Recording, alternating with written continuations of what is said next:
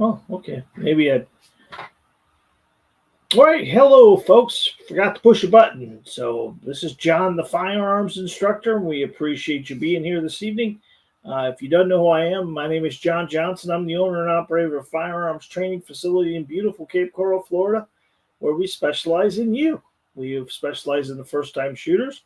We teach people to shoot, and we have 5 lanes here. I wouldn't call us a gun range, I'd call us a training facility, but we do specialize in you guys. So if you're on this live this evening, if you'd like to comment for us, we would truly appreciate it. And let us know where you're watching it from. And if it's your first time, we would appreciate that as well. So and we're going to wait a few minutes here to get this live running here. But we're going to talk a little bit about what this week is. 4th of July. We want to be very careful with the 4th of July. One of the things you're not supposed to do is take a firearm and shoot it outside in the air. So many people get caught doing that year after year after year.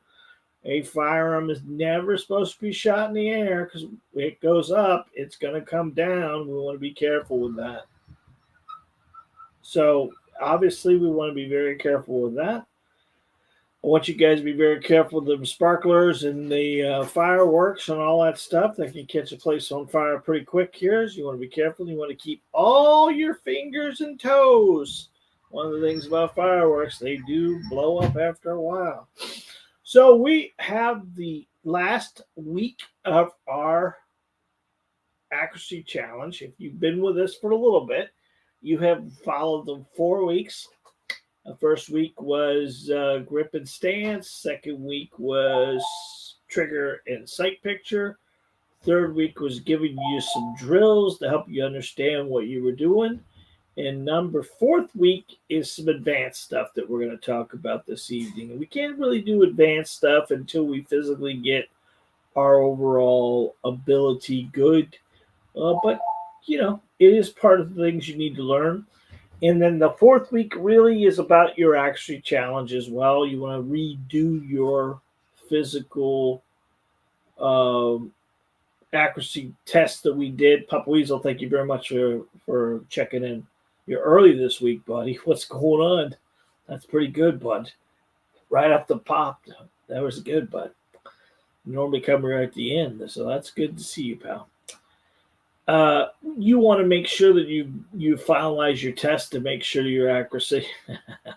He giggled and laughed about that. That's good, buddy. We missed you, man. But you're always faithful, though. I appreciate that very much, my friend.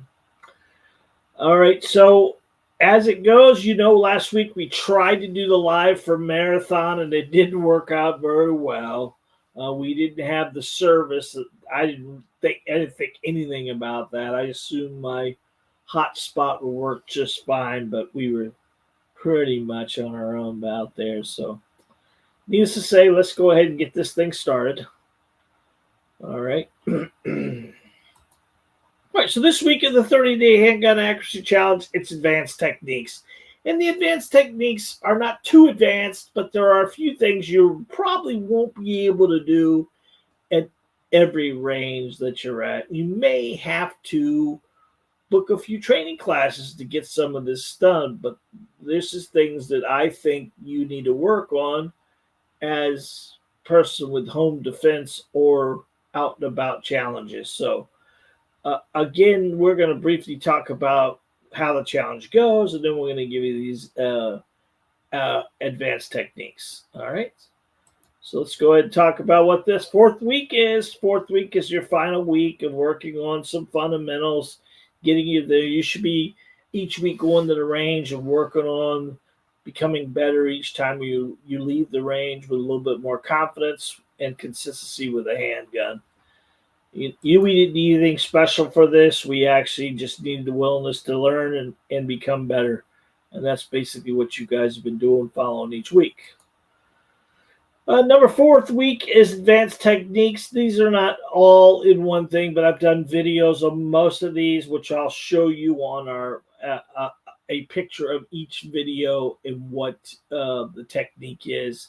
that'll give you more time. Remember, range time is more in line with working with the weapon as best you can and being consistent with it and doing some fun stuff. And it definitely helps out tremendously when you have some techniques. Shooting paper gets boring after a while, and you just want to make sure that you have some ability to do a little bit more than just the basics.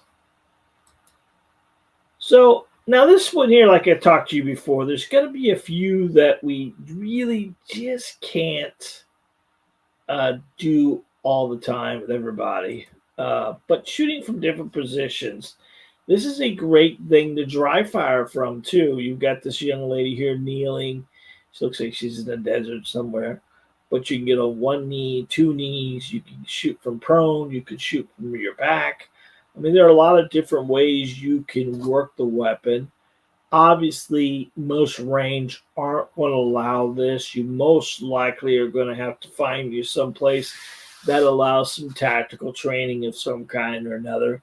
But shooting from different positions really, really helps you understand canting of the weapon. A lot of times people get too caught up on sights as much as point shooting. We talked about point shooting many weeks ago.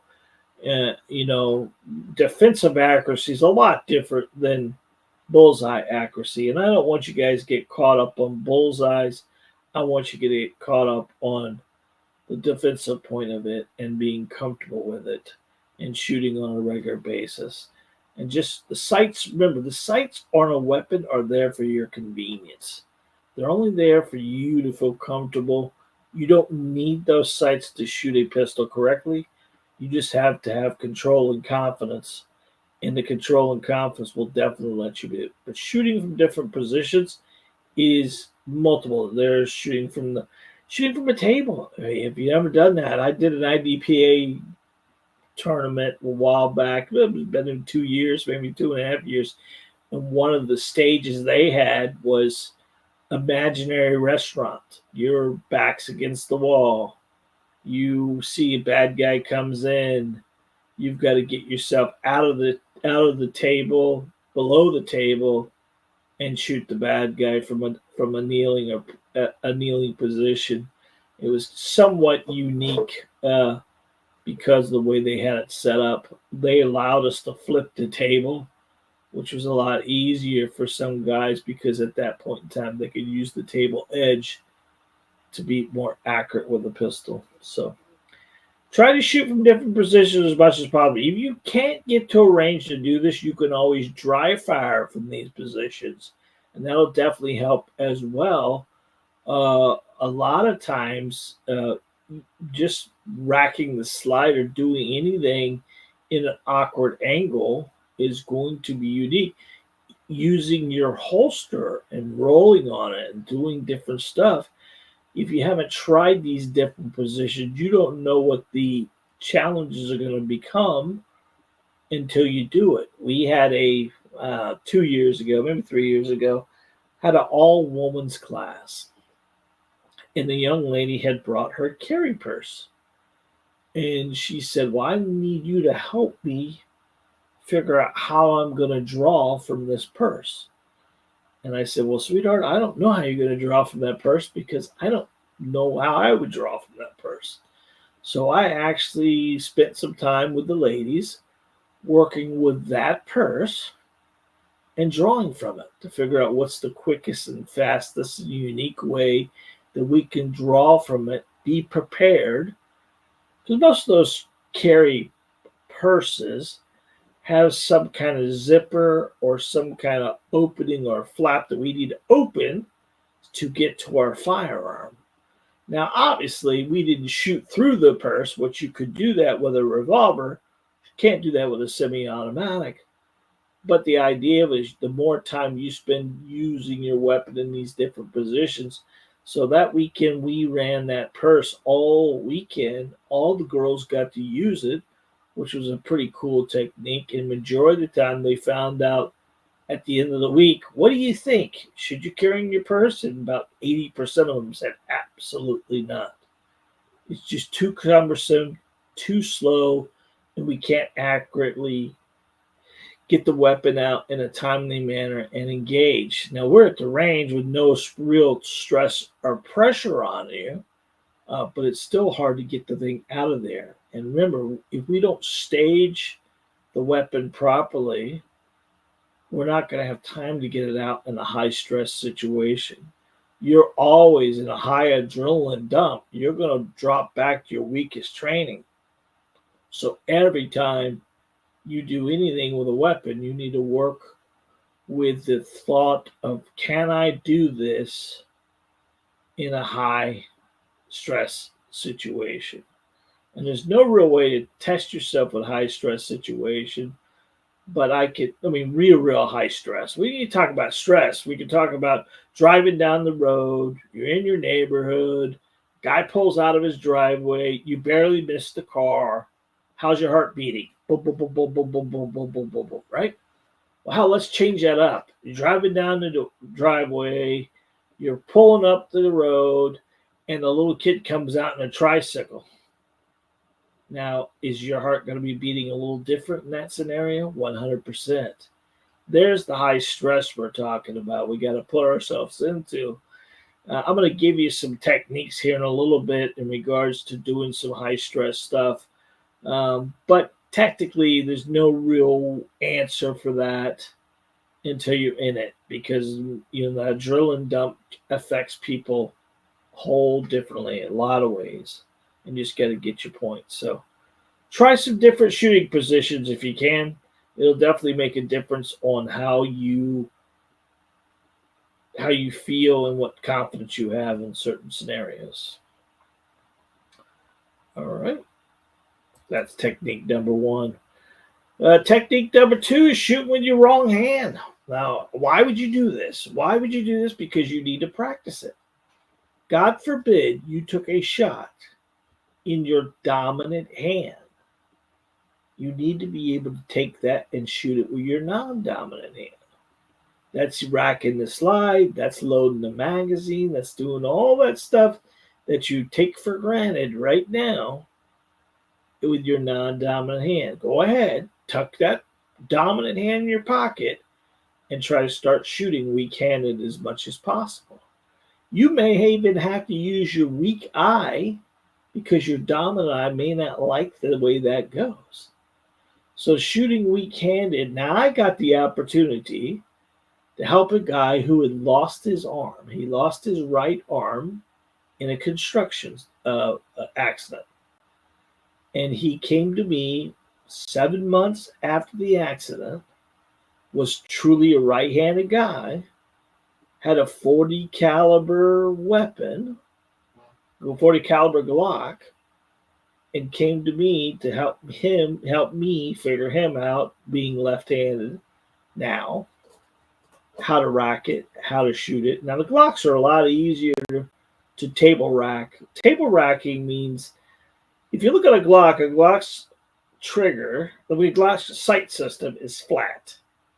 You can actually take a Glock, push it against the table, push down on it, you can rack the slide like that. You can unrack the slide like that as well. So there's a lot of different stuff. We taught him how to rack from the table, which was right in the back there. We taught him how to load his magazine one-handed, which is somewhat of a challenge. We didn't get 17 rounds in that Glock 17, but we got 4 or 5 in there. At that point in time, we help him load his magazine. We went through a lot of different stuff, but this is a drill. It's a necessity. You have to do it on a regular basis. Make sure you comment below. Let me know if you've ever tried shooting with your weak hand. One of the most things I importantly tell you is, if you are shooting with your wrong hand or your weak hand, you need to make sure your dominant hand is out of the way. So I will always grab my shirt or grab my chest to make sure when I'm shooting with my left hand that my other hand is out of the way so we don't get it caught up in anything. But shooting with your weak hand is one of those things that you must do on a regular basis. It's got to be part of your drills. If you're not doing it, make sure you add them in there as best you can. Adding to that is shooting one-handed. There I am holding my chest in that picture, but one-handed shooting is one of those deals that it has to be that whether you're one-handed dominant hand or one-handed right. You see my fist is a little canted there because that's what we're going to do with the weapon. We cant them just a little bit, not gangster cant, where you turn it completely a 45-degree angle. But if you cant the weapon, it's going to help with recoil management. It's going to help a muzzle flip. It's going to help a lot of different stuff. This video, we do this canting and we show you how accurate we can be. Because a lot of people think, well, how many sights are on a pistol? And if you ask somebody that, they're looking at the front post and the back post as two sights. They're not. The front post and the back post are only one sight. Because your front post, your front dot, or whatever you have on your Glock, or your Smith, or your Taurus, those front post and back post make one sight. But the rails on that gun, the front rail, the right rail, and the left rail, the top of the gun itself, makes a sight as well. And all we got to do is really look down those rails to keep the weapon level. Because remember, I will always tell you, a level pistol shoots level. So there's not really much you have to do but to control the recoil. In canting of the weapon or turning the weapon just slightly will help you control recoil more than anything else. So give this one-handed shooting away. Give your non-dominant hand shooting away, but the one-handed shooting, whether you're using your dominant hand or your non-dominant hand, you still want to try everything one-handed. Because most people aren't very comfortable shooting when they start. They're definitely not comfortable shooting with not having full contact. And you may need to use your other hand to fight off or ward off or stop somebody from doing something. So that's one-handed shooting is a positive, especially on the smaller, what we call mouse guns or belly guns, the little 380s. None of those weapons were designed to be shot with two hands.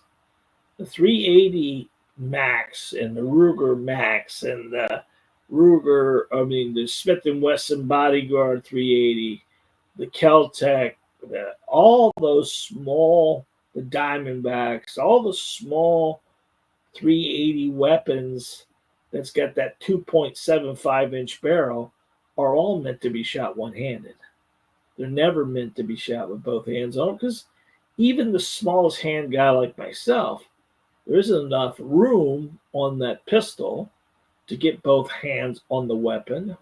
And some guy with big, bulky hands, it'd be very challenging to get him to put two hands on that weapon. And keep in mind, those are pocket guns or belly guns or mouse guns or what we're calling them. So they're not really designed for long distance shooting. Their accuracy ability are from shoulders to groin and 3 to 5 feet away. I mean, they are definitely just meant to get rid of or get away from the bad guy. And that's the cool thing about them. But spending more time shooting in one hand, you'll find out you're more accurate one-handed with one of those as well, once you get through recoil management. All right, so one-handed shooting. Shooting and moving is one of those things you may not be able to do at every range. This is one of our tactical classes we do here. This is one of our members, and Tommy is doing a get off the X drill where he's going to be, I'm going to call it, he's going to shoot and then step back, shoot again, step back. And then he is maintaining contact with his weapon as well as moving backwards as it. You know, there's a few drills on our YouTube channel, but there's a couple that I recommend, like get off the X or multiple targets or shooting and moving. One of the things that's very important to you is never move straight back from the bad guy. The get off the X drill is more moving to the right or the left and staying out of the line of the bad guy. Because remember, bad guys don't train. We don't have Tuesday night bad guy night, and they get to come here and practice their canting of the weapons and everything else like that. So any training you do multiplies what they get to do because they don't train. They don't have the ability to go and train. They don't practice. A lot of times, their attorneys have told them you can carry a gun, but make sure it's not loaded so we can use that as defense. You use the gun for intimidation purposes, not to kill anybody, and that becomes a whole nother. That's their defense, basically.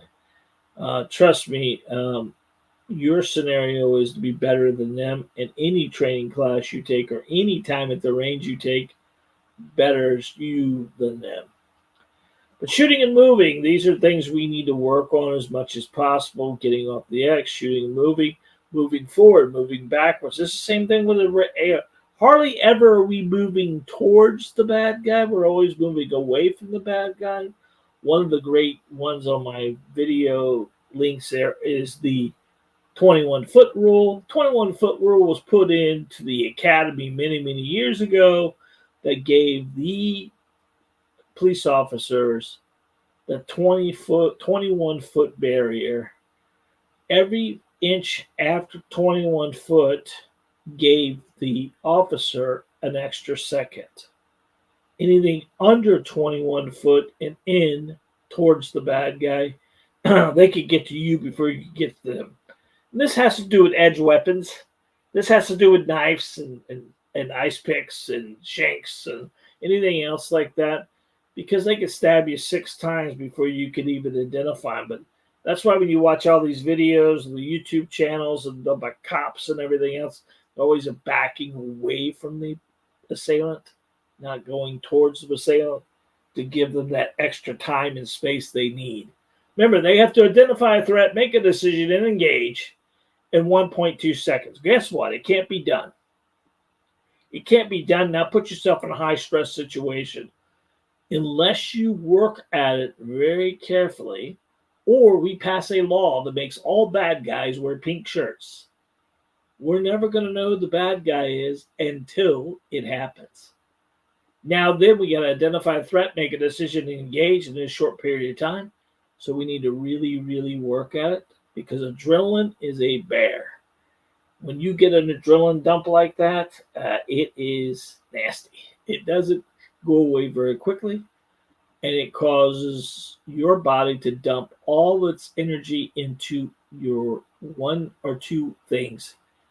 Whatever your body deems unnecessary, it's not putting any power to it. So you may lose your mobility, you may lose your trigger finger, you may lose your sight picture.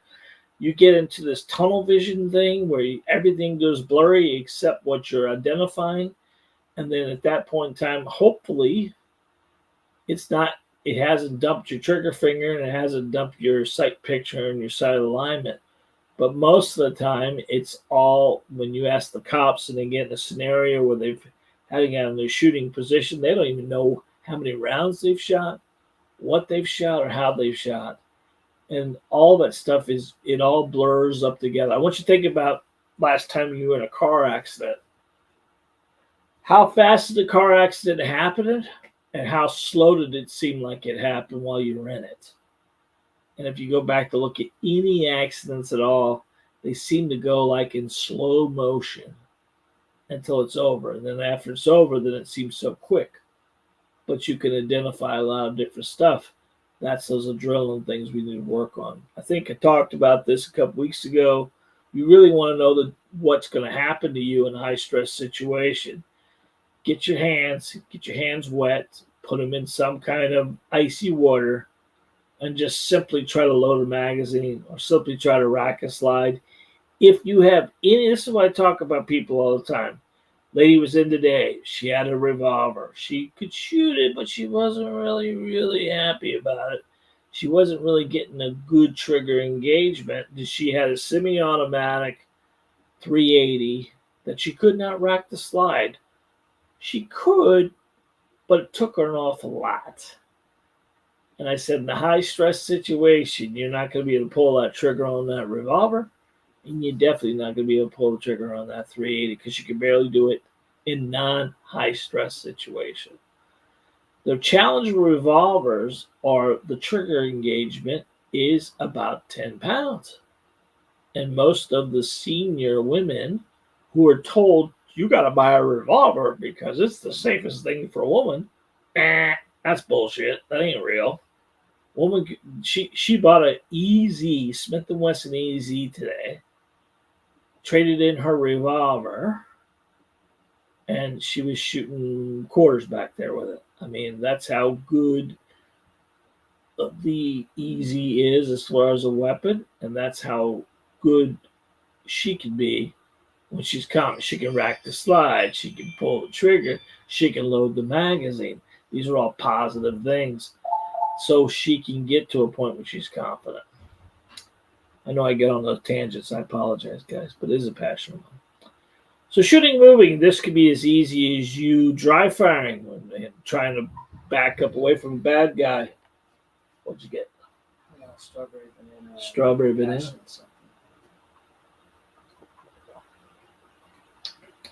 Ooh, strawberry banana. Ooh. It's good, eh? I'm allergic to bananas. Sorry about that, folks. Jake's tempted me. All right, shooting under stress. Now, here's this one you could do. This is a fun one. Now, we do a lot of different stuff like this in our range, but this is called the hopscotch drill. And basically what it is, you take you and your buddy. You could set this up a lot of different ways. I'm going to give you a couple ideas. Hopscotch drill is ability. You can't really see on that target, but 1, 2, 3, 4, 5, 6. Hope you can see that. In each box, the top box is 1. The box to the left is 2. The box to the right is 3. So the first thing you could do is you could set these up. You don't need this target, but you could do anything else like that and call out numbers and have your buddy call the numbers out and you shoot the numbers. This adds a little stress and unfamiliarity of which way you're going to move the weapon. Remember, we don't use our wrist to aim a weapon. We use our waist to aim a weapon. We want to make sure we use and think about the turret of a tank. We want to move right and left with our waist and up and down with our waist. If you imagine a pole between your two hips, you want to be bending on that pole. The moment you start bending your wrist in some odd angle, it's going to cause you to be off a little bit. But if I call 1, that's 1 round. If I call 5 down, there's 5 rounds in that area. And when you're working as high and low on these targets, it really changes your whole concept of this. So these are great ways you can do this. We call this, there's a couple videos like the numbers drill, or there's the transitioning drill, which is right and left. You can do that. And you can do numbers, you can do letters, you can do green, blue, red, yellow, and just scream out the numbers, and the guy has to hit it. Now, you're being counted by the hits, and you're being deducted by the misses. And then work on a point scale or anything else like that. Now you want to have even more fun and add a little bit more stress involved in it. Let's put 2 rounds in the magazine. Let's put 2 rounds of the magazine in our pocket and then go through a magazine change while you're doing this. And then try to get your speed up, work your speed. A lot of different stuff. Now here at the range, now during some of our attack classes, we'll actually put the target. Let's pick a target. We'll get the students all out in the range, and we will have them stand in a position of ready. They'll draw from their holster as we're bringing the target to them, and we will not let them shoot until we call command of shoot. So at that point in time, they're going to put 2 in the body, 1 in the head. These Mozambique drills with the target moving adds a lot of stress involved in it, and it allows things that people don't get to do on a regular basis. Now, here's my 2 fingers up, quote fingers. Shouldn't do any tactical training or any kind of stuff like this until you're comfortable and you're accurate with a pistol. The faster you run a gun, the more chances of you having a mishap. So you want to be comfortable, but you don't need to be super slow, or you don't have to worry about this too much because you are working in a range situation. A lot of attack classes like this they're called command drills. and you could set them up any way you want: red, blue, green, yellow. You could do uh, crisscross. You could do a lot of different stuff. Any of these drills are going to give you a little bit more stress than shooting just paper. So the hopscotch drill was one of those ones we set up a while back. It's kind of fun because it works mostly in low count rounds. You have a 5-round count, you have a 3-round count, 2-round count, and each time you do it, you're just going to get called on those rounds and figure which one you want to do. It does make a difference once you get to that, and you can get yourself in a position where, because we start moving the gun up and down, right and left, you're going to pull and yank on that trigger a lot more.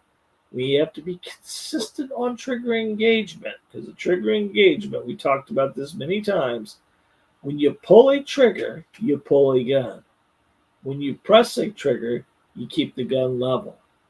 The more confidence you have with the weapon and the more control you have with the weapon, the more accuracy you will have. So try out some of those stress drills. They work out easy and simple for you.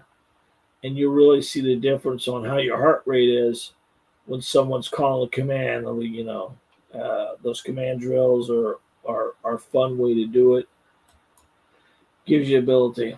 So here's another one. The chances of you being able to do this in a regular range. Now, we do TAC classes here. We'll do a flashlight class here and there. This is something that I really want you guys to concentrate on. I believe I'm going to put up a couple series, maybe 3 series on flashlights and shooting in low light conditions. One of the things that we find most of the time, the people overstock their guns with flashlights and things like that. I'm not against a flashlight on a pistol. I'm against you using the flashlight to see your target. And the problem with that is, if I'm the bad guy and there's a flashlight on the end of my pistol and you have that turned on, you become a target quicker than anything else. Majority of the time, we don't use the flashlight as an identification thing. We use a flashlight to see our surroundings as much as possible. One of the cool things about your home is you know your home like the back of your hand. You don't need a flashlight at 3:30 in the morning to go from your bedroom to the other side of the house. Now, if you have kids and Legos, you might want to be careful, but in real life terms, my kids are all old now, so I don't have to worry about that. But I know every crack and crevice in my home to know where I can be or not. There are multiple ways to hold a flashlight that's not on the end of your pistol. Because imagine the scenario, 2 o'clock in the morning, someone's banging on your front door, or they've entered your front door, right? And now you're using a flashlight to identify who the threat is. Well, do you think that flashlight's not going to blind you as much as it's going to blind the bad guy? You're going to lose your night vision when you flip a flashlight on. And if you have no way of turning it on and off, it definitely makes a weird scenario for your eyes. On top of the fact, if you're using a high bright flashlight against a white wall, that's going to flush you more than it's going to flush the bad guy, which in turn makes you a target. We want to be very careful pointing a weapon with a flashlight at anybody, due to the fact that if you're pointing that flashlight at a bad guy, it's one thing, but what if the bad guy's a cop? Now you're using the flashlight as your light of improvement to see better. Now the cop sees a flashlight pointing at him. He's thinking it as a threat, and there becomes a problem. So you always have a handheld flashlight to work around. That's always better, because the FBI doesn't really put flashlights on their pistols. They let you carry a flashlight, which allow you to put it above your head and hold it over there away from your body. Or you can do a crossover where you've got the gun in one hand and the flashlight in the other hand. There are multiple different ways of doing it.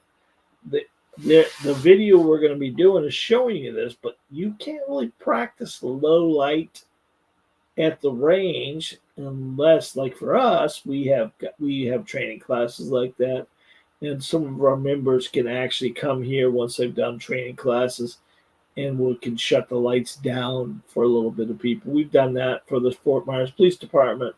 We've done that for the Sheriff's Department. These guys don't get to practice very much using their flashlights, but if you ever use your flashlight, you can try this at home this evening. Stand in front of a white wall. Stand in front of any kind of scenario and turn that flashlight on and watch how that light washes off the white right onto you. It makes you silhouette like crazy. It makes you stand out like a sore thumb. So you want to be careful of low light shooting, but you need to practice it. Because guess what? Do you see this flame that's in front of that girl's gun? What do you think that's going to do to your eyes in a high stress situation where you're already got your pupils high open because you haven't turned the lights on? You're going to be blinded by the flash of that gun. Guess what? You didn't get a chance to put earmuffs on either. So there's a lot of different stuff we got to work around when we actually do these low light shooting containers and make sure that you get your whole head around that. Shooting low light is not that big of a deal. It's just like shooting the lights on.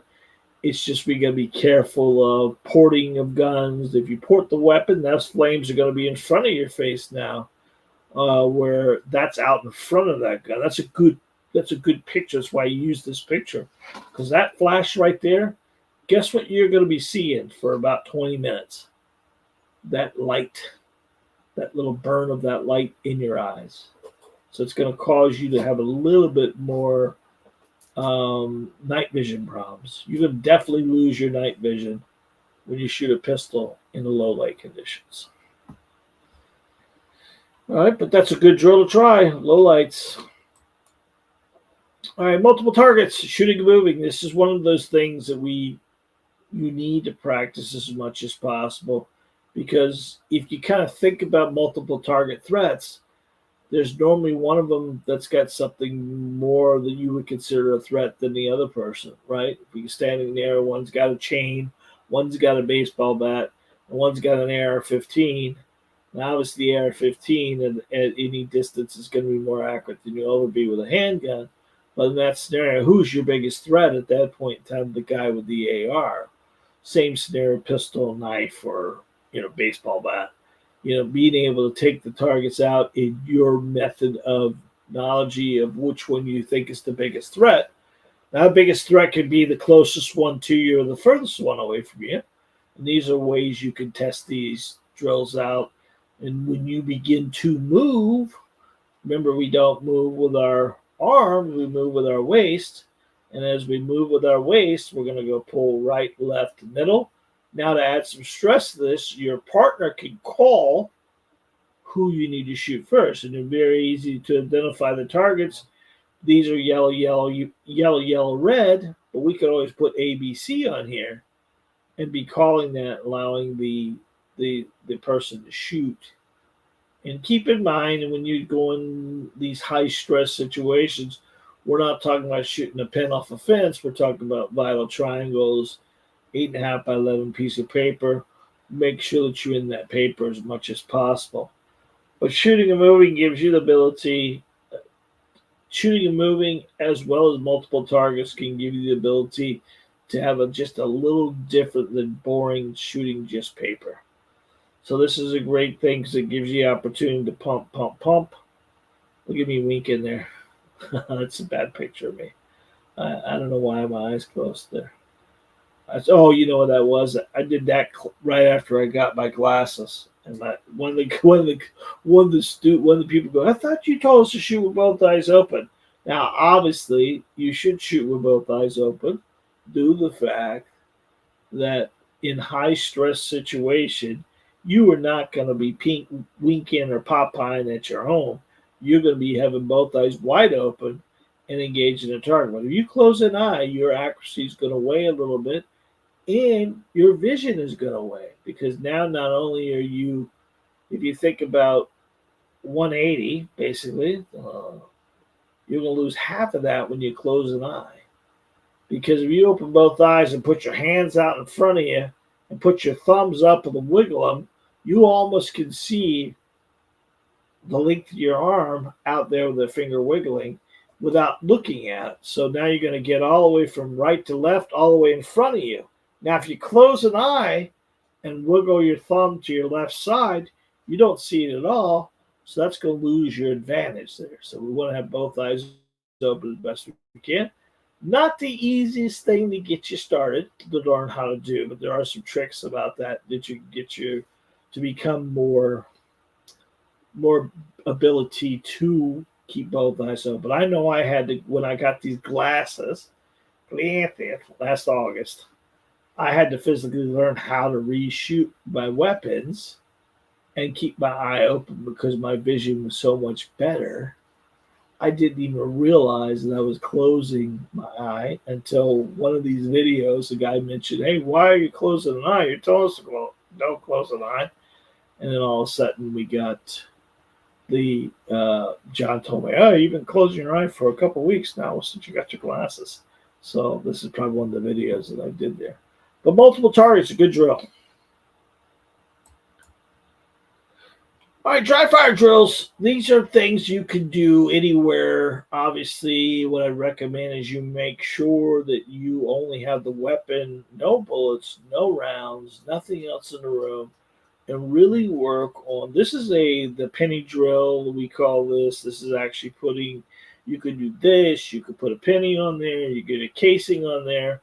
There's a couple of shorts and live fires of me doing some dry firing drills.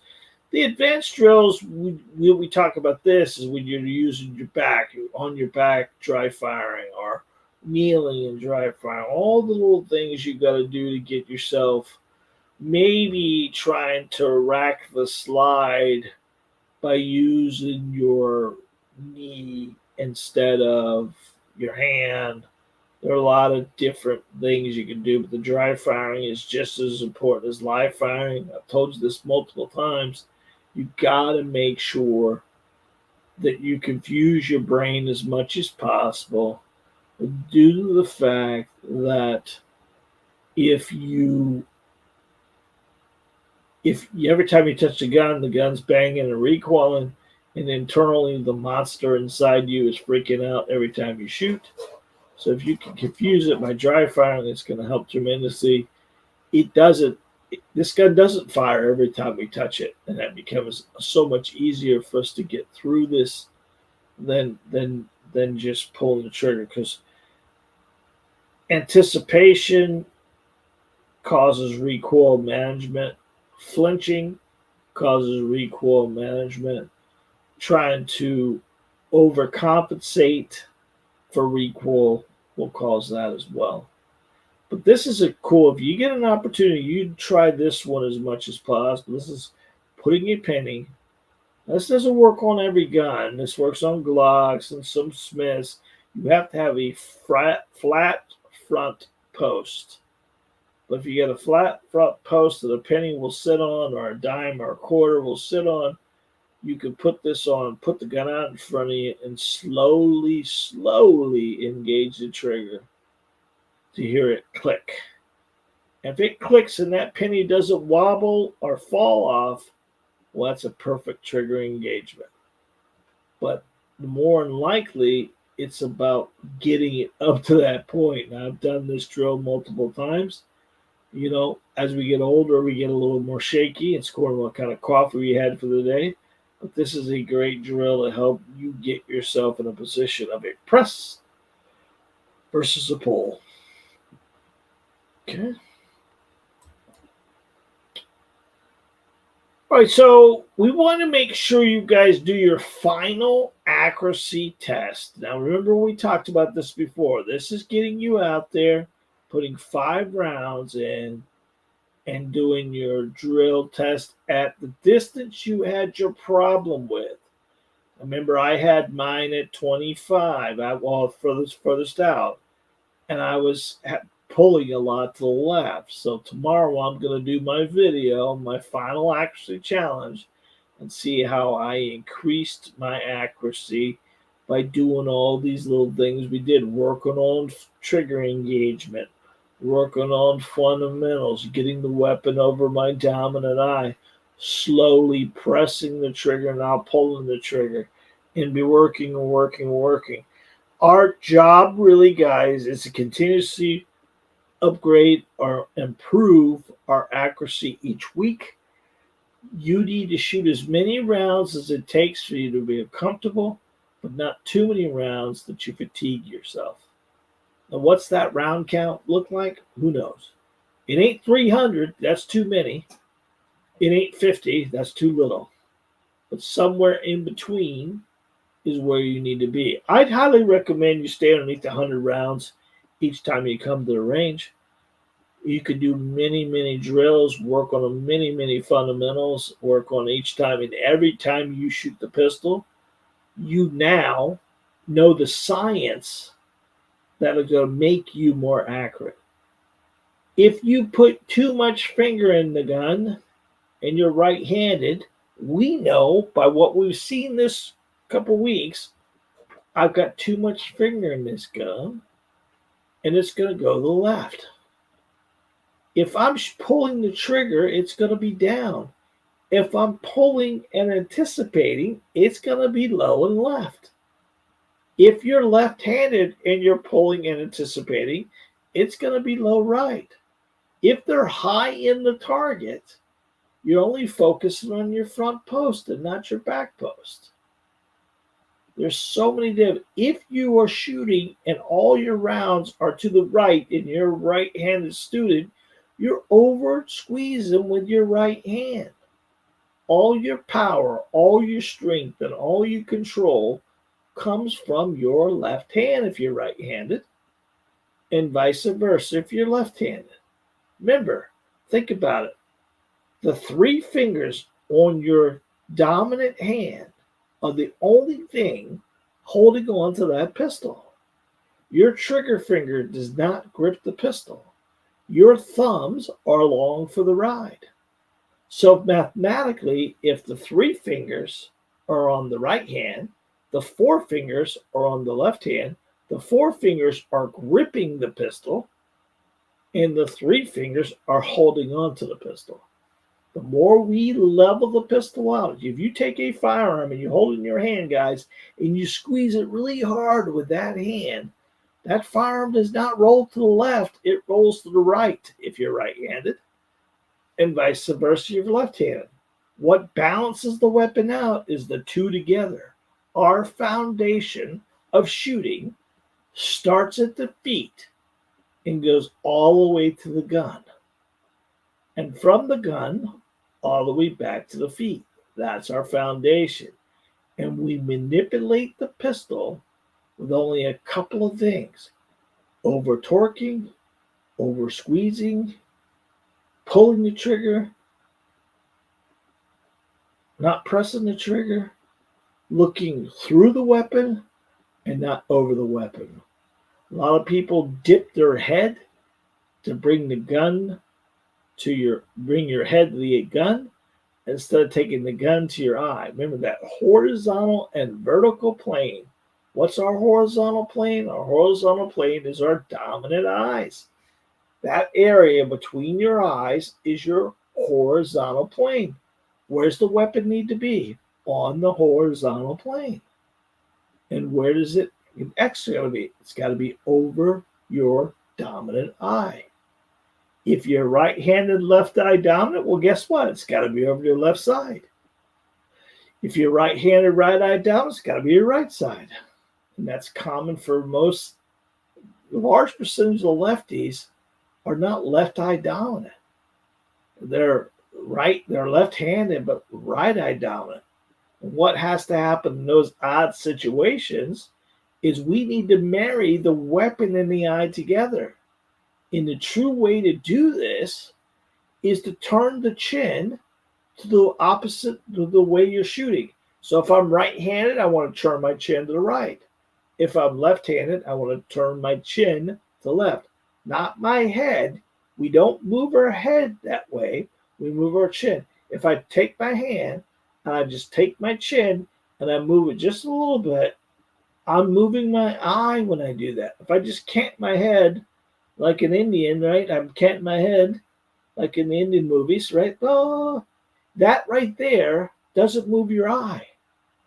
So marrying the weapon and the eye together is the key thing to improve your accuracy as well as a good foundation and proper grip. All right, congratulations on completing your 30-day handgun accuracy challenge. Over the past month, you have dedicated yourself to improve your skills and progress to fundamental techniques and advanced drills. The journey has not only enhanced your accuracy, but and your confidence in preparing you for responsible firearm ownership. By diligently practicing and applying the principles you learn each week, you will build a stronger foundation for continuous improvement in your shooting abilities. Keep up the great work. I'm so proud of you guys. And remember, consistent practice and focusing on safety will ensure your skills remain sharp. Thank you for joining us in this 30-day challenge. Looking forward to hearing from you and your success. All right, let's get here and get me down here. Boom. All right, get me back up here. Boom. All right, welcome back, welcome back, welcome back. I'm glad you guys are all here. Well, that was pretty good. I hope you guys get an opportunity to do the 30-day challenge. I hope you spent some time trying to improve your accuracy. I hope that you get some time this week during the 4th of July to celebrate the independence. We need more. We're in a real challenging world right now. And what's happening in the world today. People don't want it's too much going on right now. I'm gonna go up and open up comments if anybody has anything. Papa Weasel, thank you very much for being here today. Comments are a little short this week, no big deal. It has been 52 minutes. I will leave it open for a few seconds here. Let you know what we got going on. Like I said, we're going to do some low light condition drills, some flashlight stuff coming up.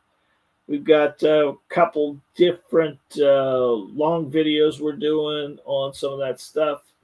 We're going to be working on shooting with one hand. We're going to show a couple videos on that. You guys have any ideas of what you're looking for as far as videos go? I would love to hear from you guys about that. If not, 4th of July is right around the corner. Please, please, please be careful. Going to be drinking, don't drive. And if you're going to be drinking, don't use fireworks because there's too many people that hurt themselves with it. Keep in mind that the world is freedom is not free. People will risk their life and liberties and saved us to make us this beautiful country we're in. And although it seems a little challenging right now, we will always succeed because we are America. Until next time, guys, God bless, be safe, and remember, you are your first line of defense. Until next week, God willing, I'll see you. I love you guys. Good night.